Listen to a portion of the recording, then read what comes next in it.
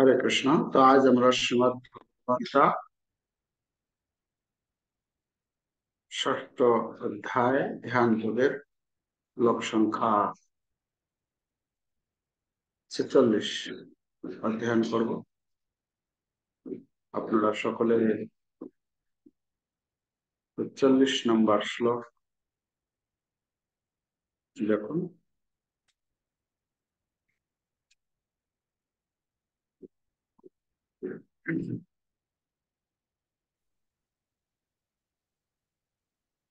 তপস্যেভ্যধিকো যোগী জ্ঞানেভ্যোऽপি মতোধিকঃ কর্মেভ্যশ্চাধিকো যোগী তস্মাৎ যোগী ভবার্জুন। শ্লোকের অনুবাদ: যোগী তপস্বীদের চেয়ে শ্রেষ্ঠ, জ্ঞানীদের চেয়ে শ্রেষ্ঠ এবং সকাম কর্মীদের চেয়ে শ্রেষ্ঠ। অতএব হে অর্জুন, সর্ব অবস্থাতেই তুমি যোগী হও।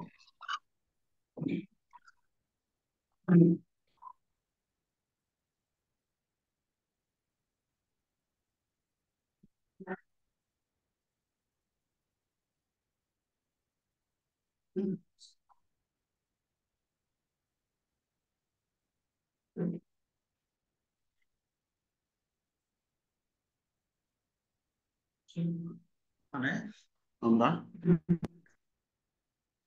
ধারাবাহিক ভাবে শ্রবণ করে আসছি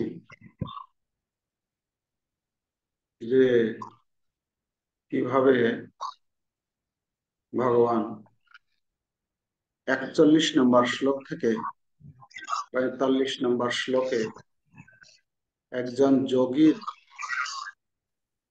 অগ্রগতি, মানে একজন যোগী কিভাবে সে যোগ অনুশীলন করে, যোগ অনুশীলন করতে করতে যদি তার কোনো ক্রমে পতন হয়ে যায়, তাহলে তার পরবর্তী গতি কি হয়। তো সেখানে কয়েকটা বিষয় আমরা পেয়েছিলাম।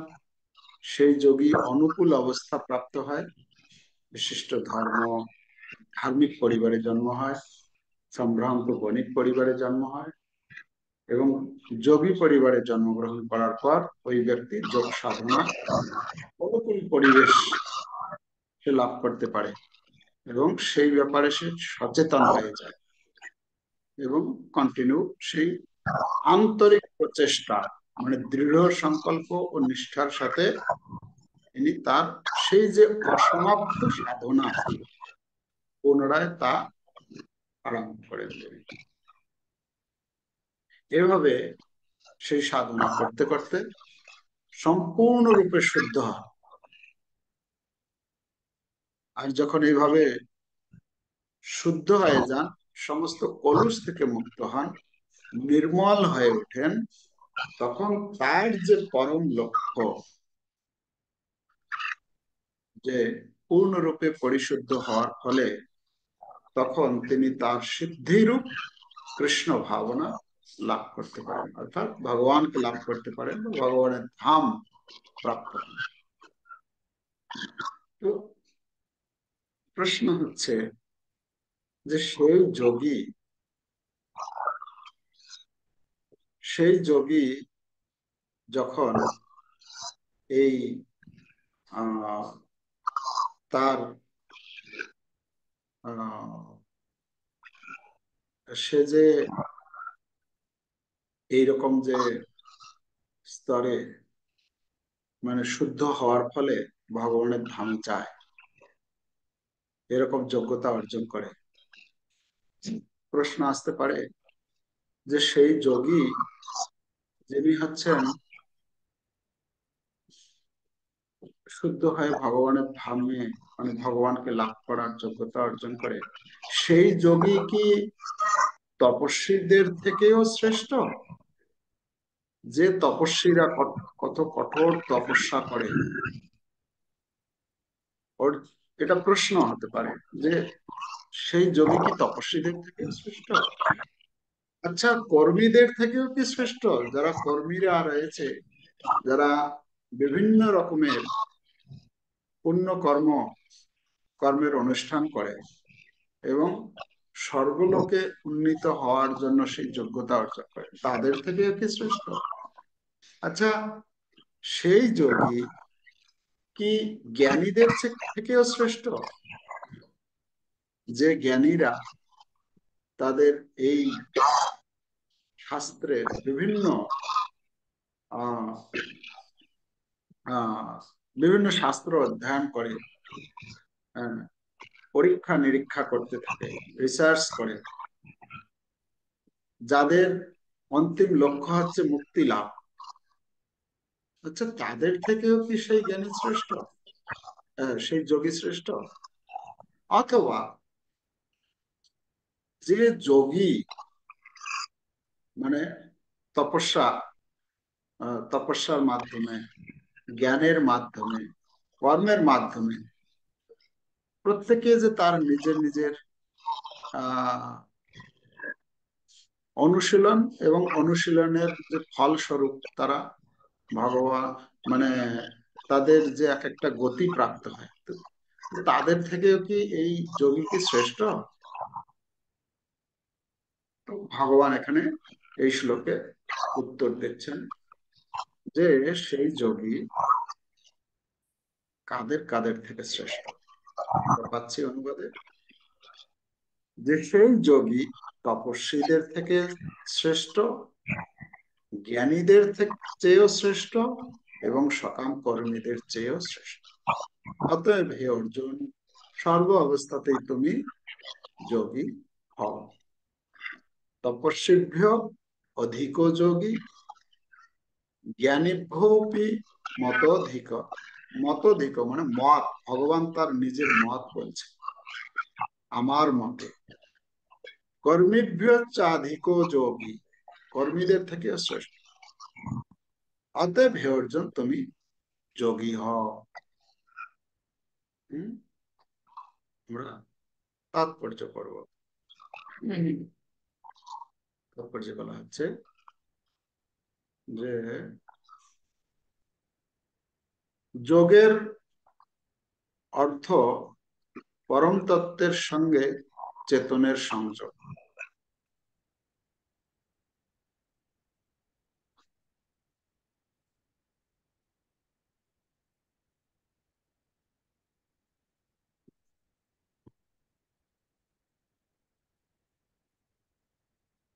তাৎপর্য পড়েন। যোগের অর্থ পরম তত্ত্বের সঙ্গে চেতনের সংযোগ। বিভিন্ন অনুষ্ঠানকারীর বিশেষ বিশেষ পন্থা অনুসারে এই যোগকে বিভিন্ন নামে অভিহিত করা হয়। কর্মের মাধ্যমে যখন চেতনাকে ভগবানের সঙ্গে সংযুক্ত করা হয়, তখন তখন তাকে বলা হয় কর্মযোগ। পরীক্ষা নিরীক্ষা ও গবেষণার মাধ্যমে তা করা হলে তাকে বলা হয় জ্ঞানযোগ। এবং ভক্তির মাধ্যমে যখন ভগবানের সঙ্গে সংযোগ স্থাপনের চেষ্টা করা হয়, তখন তাকে বলা হয় ভক্তিযোগ। সমস্ত যোগের চরম পরিণতি বা পরম পূর্ণতা হচ্ছে ভক্তিযোগ বা কৃষ্ণ ভাবনা। সেই কথা পরবর্তী শ্লোকে বর্ণনা করা হয়েছে। এখানে ভগবান যোগের শ্রেষ্ঠত্ব প্রতিপন্ন করেছেন, কিন্তু তিনি কখনোই তাকে ভক্তিযোগের থেকে শ্রেষ্ঠ বলেন। ভক্তিযোগ হচ্ছে পরম তত্ত্বজ্ঞান এবং তাই তাকে কোনো কিছুই অতিক্রম করতে পারে না। আত্মতত্ত্বজ্ঞান ব্যতীত তপশ্চর্যা নিরর্থক। ভগবানের শরণাগতি না হলে গবেষণামূলক জ্ঞানও নিরর্থক। আর কৃষ্ণ ভাবনা ব্যতীত সকাম কর্ম কেবল সময়ের অপচয় মাত্র। তাই সমস্ত যোগের মধ্যে এখানে ভক্তি যোগকে শ্রেষ্ঠ বলে উল্লেখ করা হয়েছে। পরবর্তী শ্লোকে তা আরো স্পষ্টভাবে ব্যাখ্যা করা হয়েছে। তাহলে এখানে বর্ণনা করা হচ্ছে যে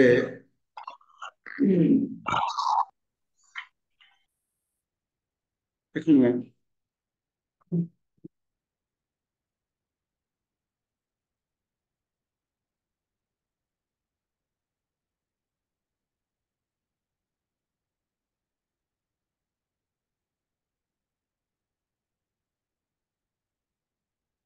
এখানে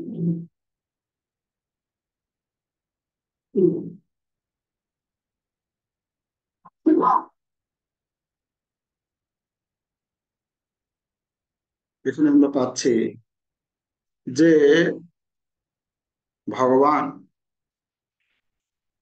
আমাদের সামনে তুলে ধরেছেন যে কর্মী, জ্ঞানী এবং তপস্বী তিনজনের থেকেও এই যোগী হচ্ছে শ্রেষ্ঠ। অতএব হে অর্জুন, তুমি যোগী হও।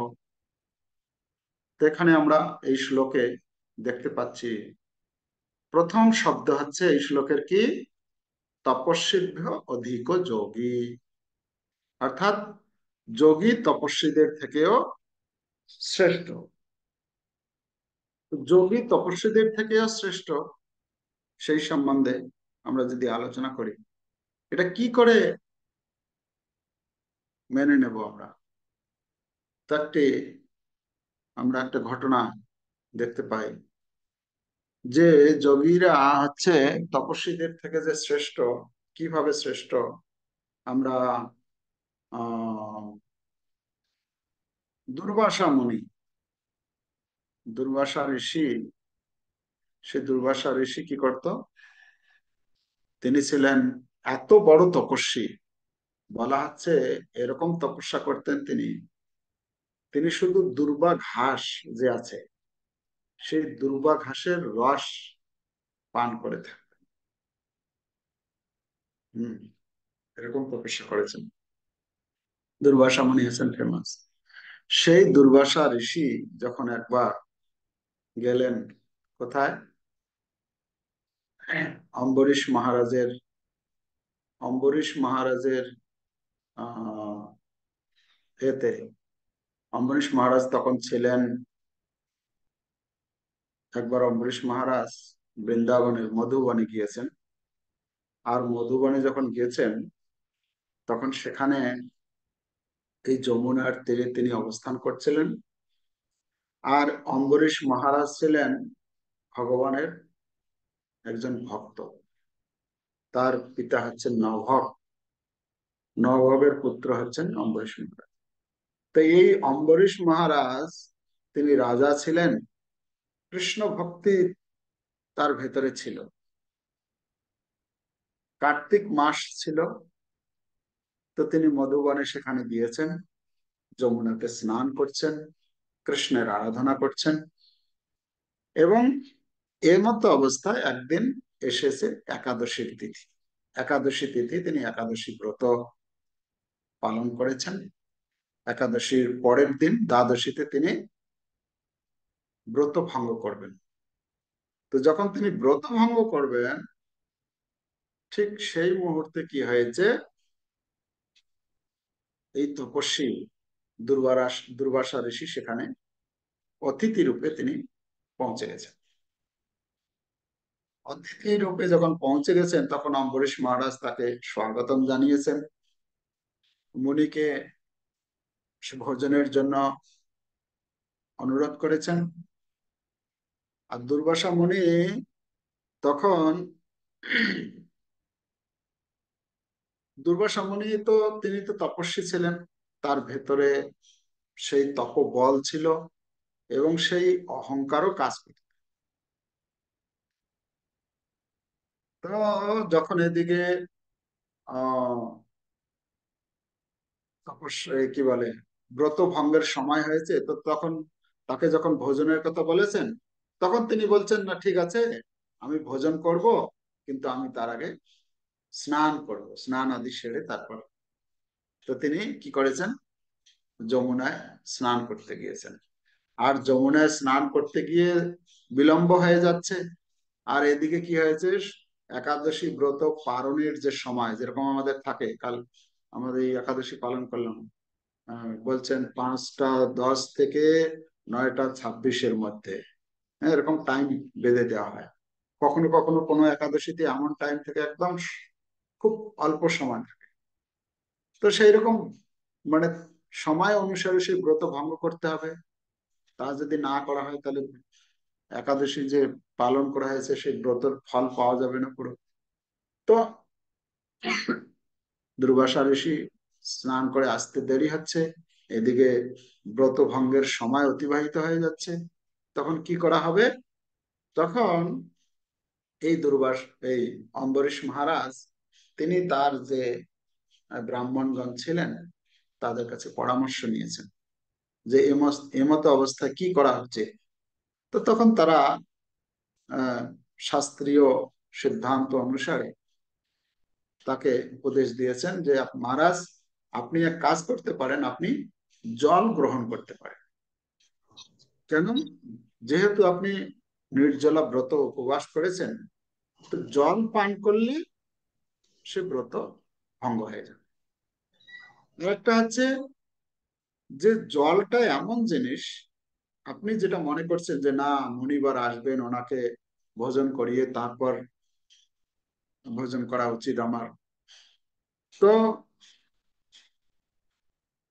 জল পান করলে এটা খাওয়া বা না খাওয়া দুটোর মধ্যেই পড়ে।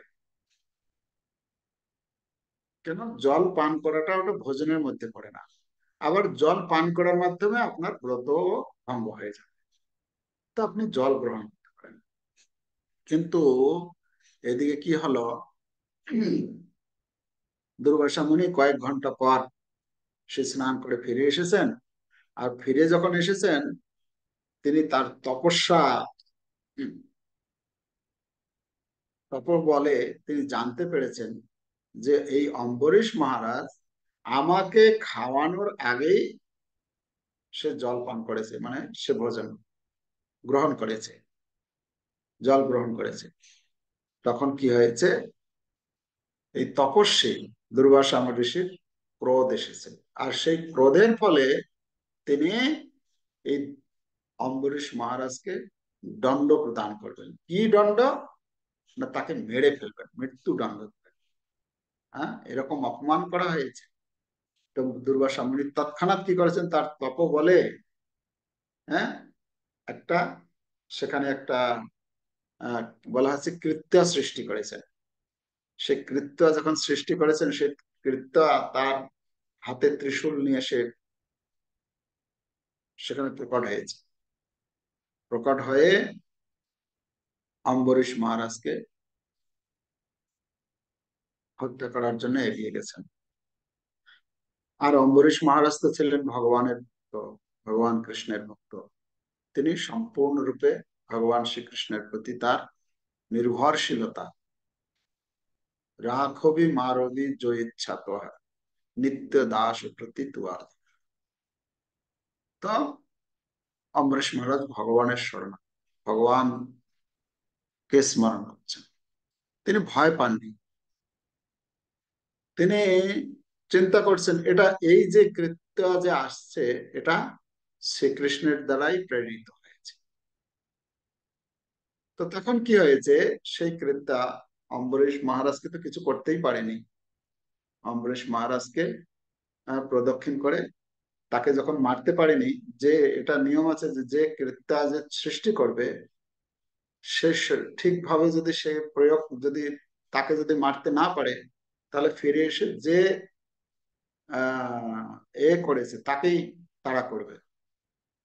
তো কি হয়েছে, এদিকে আচ্ছা, সেই কৃত্য যখন যাচ্ছে, তখন এদিকে ভগবানের যখন সে শরণাগত হয়েছে, তো ভগবান কি করেছেন, তখন তার সেই সুদর্শন চক্র পাঠিয়ে দিয়েছেন। সুদর্শন চক্র পাঠিয়ে দিয়েছেন না সুদর্শন চক্র নিজে এসেছেন? বলা হয় যারা ভগবানের ভক্ত, প্রভুপাদ বলছেন এক জায়গায় তাৎপর্যে যে ভগবানের ভক্তদেরকে সুরক্ষা প্রদান করার জন্য সুদর্শন চক্র সর্বদাই তাকে প্রোটেকশন দেন, সুরক্ষা প্রদান করেন তাকে। তো এখানে দুর্বাসা ঋষি সেই আহ এই এই ঘটনা থেকে ভগবান তখন কি করেছেন, তার সুদর্শন চক্র এসে গেছে। সুদর্শন চক্র এসে সেই কৃত্যাকে প্রথম মেরে ফেলেছে। তারপরে দুর্বাসা ঋষির প্রতি ধাবিত হয়েছে, দুর্বাসা মুনিকে বধ করবে। আর দুর্বাসা মুনি তখন ছুটতে ছুটতে ছুটতে ছুটতে সর্বত্র, বলা হচ্ছে তিনি সব জায়গায় গিয়েছেন, বিভিন্ন দেবতাদের কাছে গিয়েছেন, তারপরে ব্রহ্মার কাছে গিয়েছেন, শিবের কাছে গিয়েছেন, কেউ আর তাকে সাহায্য করতে পারেনি। তো এইভাবে বিভিন্ন জায়গায় যখন যাচ্ছেন, যেতে যেতে যেতে যেতে কোথাও যখন পায়নি, তখন ভগবানের কাছে গিয়েছেন। ভগবানের কাছে যখন গিয়েছেন দুর্বাসা ঋষি, ভগবান বলছেন দেখো, এই এতে আমি তোমাকে কিছু সাহায্য করতে পারবো না। বলছে কেন? এই সুদর্শন চক্র তো আপনার, আপনি সাহায্য করতে পারবেন না মানে? আপনি বললেই হয়ে যাবে। বলছেন না, সুদর্শন চক্র এখন আমার কথা শুনবে না। তুমি যদি চাও এর থেকে মুক্তি লাভ করতে, তাহলে কি করবে? তুমি যেখানে তোমার অপরাধ হয়েছে, সেই দুর্বাস, এই কি বলে, অম্বরীশ মহারাজের কাছে যাও, অম্বরীশ মহারাজের কাছে ক্ষমা প্রার্থনা। তো তখন সেই দুর্বাসা মুনি আবার ছুটতে ছুটতে ছুটতে ছুটতে আসেন অম্বরীশ মহারাজের কাছে, এসে একদম সাষ্টাঙ্গ প্রণাম করেন। অম্বরীশ মহারাজ হচ্ছেন একজন রাজা, হ্যাঁ, কিন্তু তার অন্তরে যেহেতু কৃষ্ণ ভক্তি ছিল, দুর্বাসা মুনি এত বড় একজন তপস্বী হয়েও তার তপবল আর ওখানে কাজ করছে না। তখন অম্বরীশ মহারাজ সেই সুদর্শনের কাছে প্রার্থনা করে, প্রার্থনা করলে তখন সুদর্শন চক্র সেখান থেকে চলে যায় এবং দুর্বাসা মুনি রক্ষা হয়। তো এখানে আমরা দেখতে পাচ্ছি যে তপস্বীদের থেকে যারা ভক্ত যোগী, মানে ভক্তি যোগী, তারা হচ্ছে শ্রেষ্ঠ। আমরা এই একই রকম ঘটনা, এই দুর্বাসা মুনি যখন আর একবার গিয়েছিলেন কোথায়, সেই মহাভারতের বন পর্বে, কত মানে 263 নম্বর অধ্যায়ে সেখানে বর্ণনা রয়েছে যে আহ তারা যখন গিয়েছিলেন ওই কি বলে কাম্যবনে, সেখানে ছিলেন। তো সেখানে দুর্বাসা মুনি গিয়েছেন তার সমস্ত শিষ্যদেরকে নিয়ে এই দুর্যোধনের প্ররোচনায়। আর সেখানে যখন তাদের খাওয়া দাওয়া হয়ে গেছে, সে খাওয়া দাওয়া মানে পঞ্চ পাণ্ডবদের সেই একটা ভাণ্ড ছিল, অক্ষয় পাত্র। যে অক্ষয় পাত্রে যদি দ্রৌপদী খেয়ে নেয়, তারপর আর ভোজন পাওয়া যাবে না। যতক্ষণ পর্যন্ত দ্রৌপদী না ভোজন করছে, ততক্ষণ পর্যন্ত যত লোক আসবে তত লোককে খাওয়া দাওয়া। তো দুর্যোধন কৌশল করে পাঠিয়েছেন, আর দুর্বাসা মুনি সেখানে পৌঁছে গেছেন। খাওয়া শেষ হয়ে গেছে, দ্রৌপদী খেয়ে দিয়ে তারপরে সব পরিষ্কার পরিচ্ছন্ন করে রেখে দিয়েছে, সেই মুহূর্তে পৌঁছে গেছে। আর সেখানে ঘটনা ঘটলো যে কিভাবে দুর্বাসা ঋষি বলছেন ভোজন করব। তো বলা হচ্ছে 10,000 শিষ্যকে নিয়ে গিয়েছিলেন। আর দুর্বাসা মুনি তো হচ্ছেন, যদি একটু যদি আমরা দেখলাম অম্বরীশ মহারাজের ঘটনাতে, যে কিভাবে একটুখানি যদি অসন্তুষ্ট হয়ে যায়, সাথে সাথে অভিশাপ দেয়। আর দুর্যোধনের এটাই পরিকল্পনা ছিল যে এরকম অবস্থায় যাবে, যখন দুর্বাসা মুনি অসন্তুষ্ট হবে তাদেরকে অভিশাপ দিবে, নষ্ট হয়ে যাবে, শেষ হয়ে যাবে পঞ্চপাণ্ডব। কিন্তু ভগবান, যেহেতু পঞ্চপাণ্ডব ছিলেন ভগবানের ভক্ত, ভগবত ভাবনায় সর্বদা তারা অবস্থান করতেন, তাই ভগবান তাদেরকে, সে ভগবান শ্রীকৃষ্ণ সেখানে এসে কিভাবে এক কণা শাক খেয়ে তিনি যখন ঢেকুর ছাড়লেন, আর তারা যে স্নান করতে গিয়েছিল, সেই দুর্বাসা ঋষি সহ তার যে 10,000 যে শিষ্য, সবারই পেট ভরে গেছে, আর সবার শুধু ঢেকুর বেরোচ্ছে, বলে আর খাওয়ার মতো আর কোনো জায়গা নেই। তো এই মতো অবস্থায় তারা কি করলেন, সেখান থেকে পালিয়ে গেলেন। বলা হচ্ছে ভীমকে পাঠিয়েছেন, যাও তাড়াতাড়ি নিয়ে আসো। বা কৃষ্ণ বলছেন, ভীম ভাইয়া, আপনি যান দুর্বাসা ঋষিকে নিয়ে আসুন, যে বলুন যে ভোজন তৈয়ার। এদিকে কিছুই নেই, ভগবান, ভগবানের প্ল্যান। আর ভীমসেনকে দেখতে পেয়ে দূর থেকে তারা পালাতে শুরু করে দিচ্ছে, হায় ভগবান, এই ভীমের যা শক্তি, আমরা তো কিছু খেতে পারবো না গিয়ে। তো তারা আগের থেকে ভয়ে পালাতে শুরু করে দিচ্ছে, কিন্তু ভীম বলছে না না, আপনারা আসুন, ভোজন রেডি, সব অপেক্ষা করছে, আপনারা আসুন। আর তারা আরো ভয়ে তাদের বেড়ে গেছে, তো সেখান থেকে পালিয়ে গেছে। তো কথা হচ্ছে তপস্বীভ্য অধিক যোগী, তপস্বীদের থেকেও যোগী হচ্ছে শ্রেষ্ঠ, তাই না? আর কি বলা হচ্ছে, তপস্বীভ্য অধিক যোগ।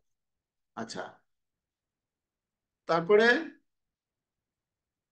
যোগী বিদ্বান মানুষদের থেকেও শ্রেষ্ঠ, জ্ঞানীভ্য, বিদ্বান মানুষ মানে হচ্ছে জ্ঞানীভ্য, জ্ঞানীদের থেকেও শ্রেষ্ঠ। পরবর্তী শব্দ আছে জ্ঞানীভ্য অপি মত অধিক, অর্থাৎ যোগীকে জ্ঞানীদের থেকেও শ্রেষ্ঠ বলে মনে করা হয়।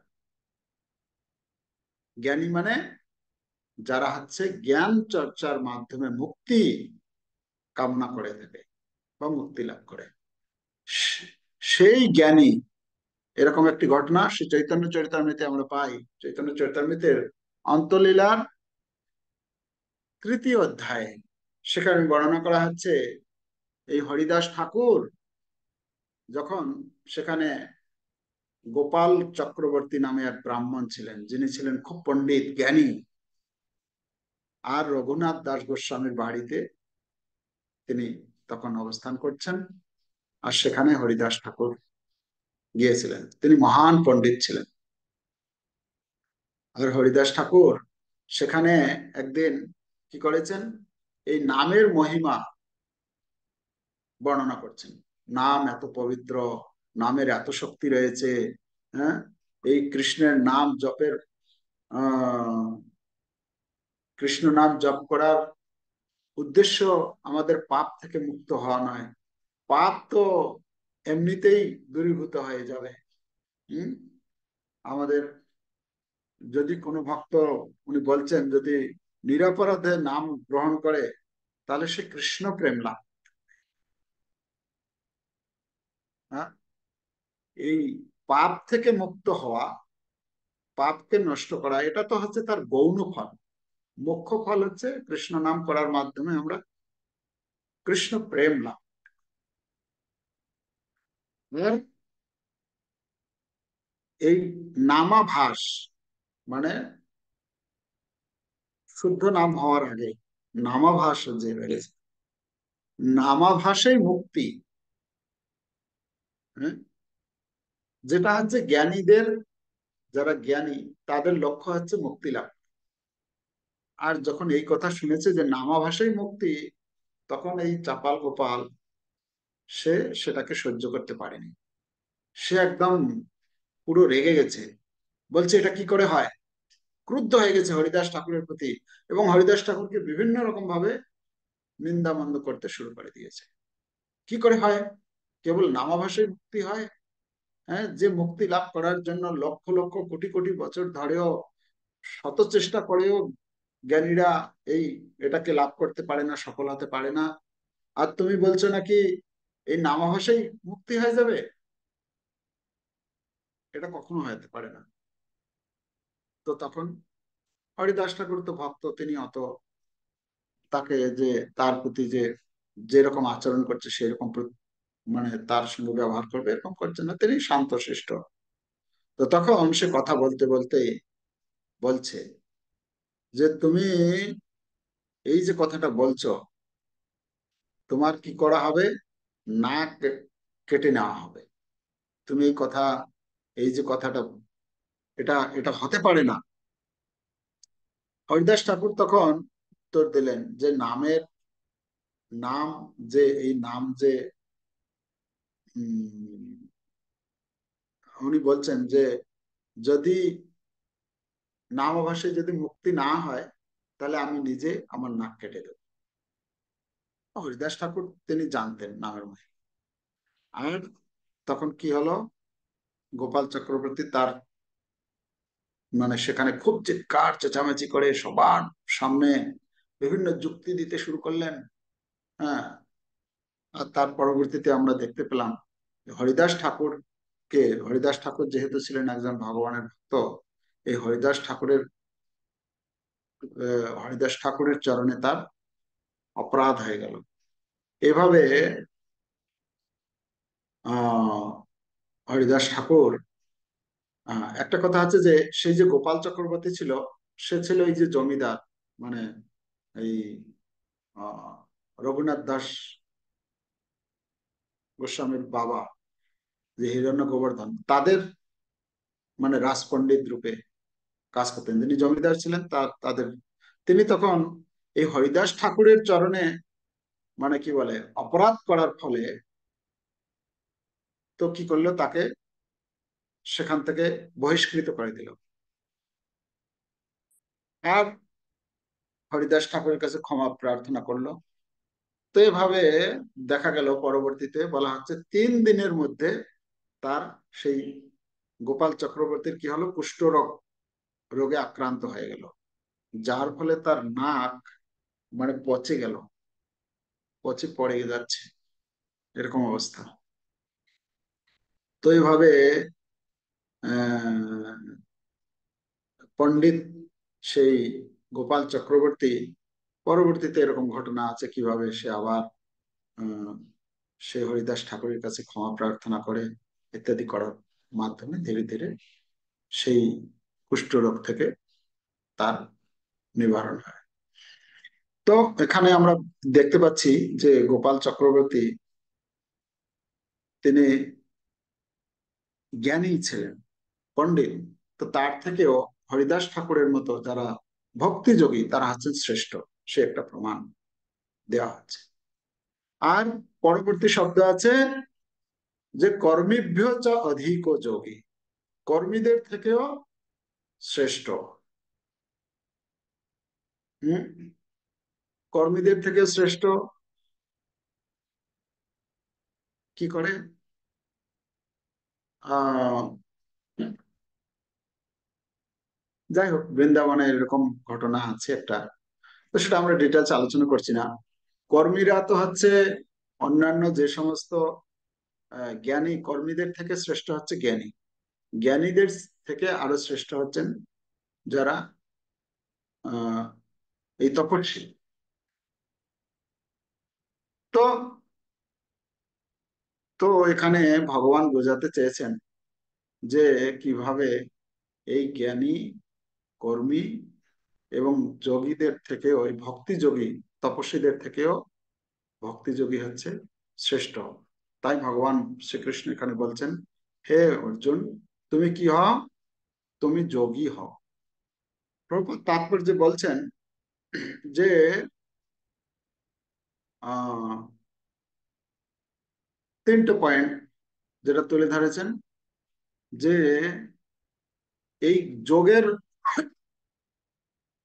এই যোগ হচ্ছে এখানে 3টে বলছেন। যোগের নামও বিভিন্ন হয়। কর্মের মাধ্যমে চেতনাকে ভগবানের প্রতি উদ্বুদ্ধ করাকে বলা হয় কর্মযোগ। পরীক্ষা নিরীক্ষা ও দার্শনিক গবেষণার মাধ্যমে ভগবানকে জানার চেষ্টাকে বলা হয় জ্ঞানযোগ। আর ভক্তির মাধ্যমে ভগবানের সাথে নিত্য সম্পর্কের প্রতিষ্ঠার যে চেষ্টা, তাকে বলা হয় ভক্তিযোগ।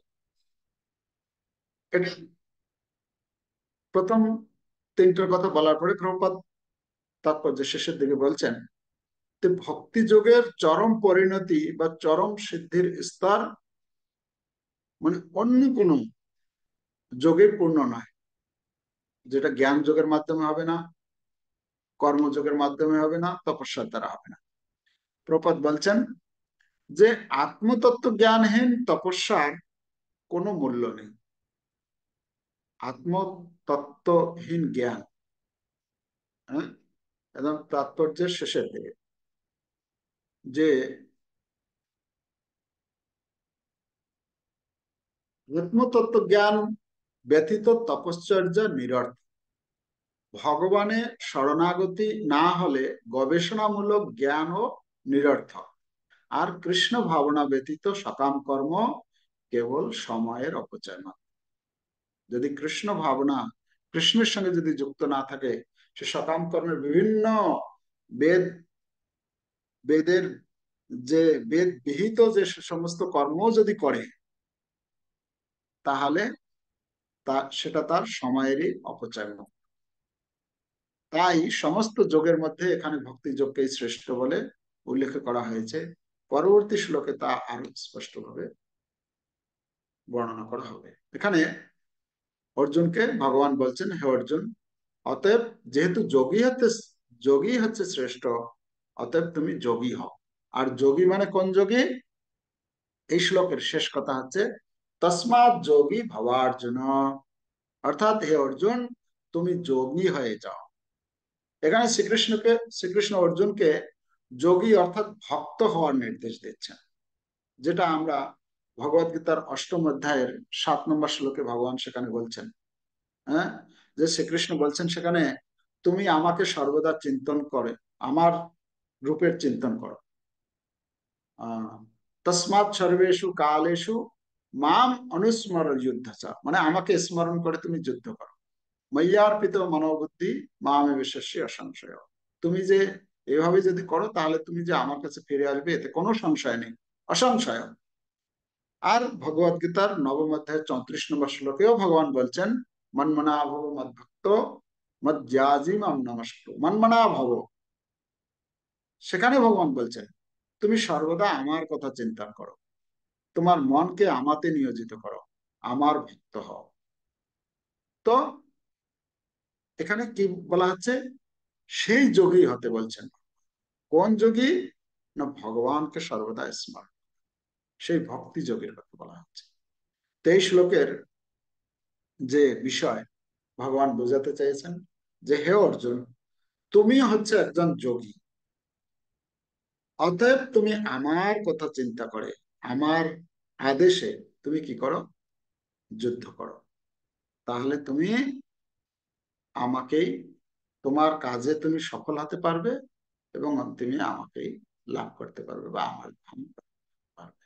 এতে কোনো সন্দেহ বা সংশয় নেই।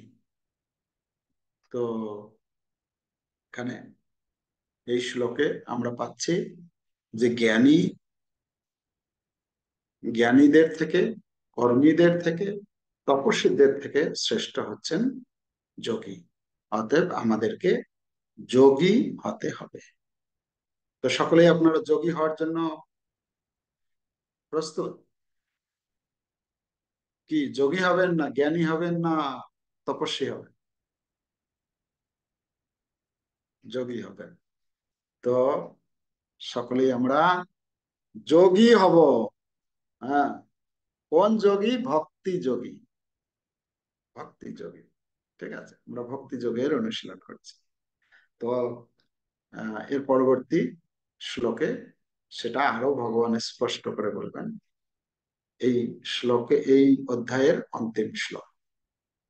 ঠিক আছে, আজকে এখানে হরে কৃষ্ণ কৃষ্ণ কৃষ্ণ হরে হরে, হরে রাম রাম রাম। राम हरे। प्रभुपाद की जय। या भगवद गीता যথাযথ की जय। या समवेत भक्त वृंद की जय। या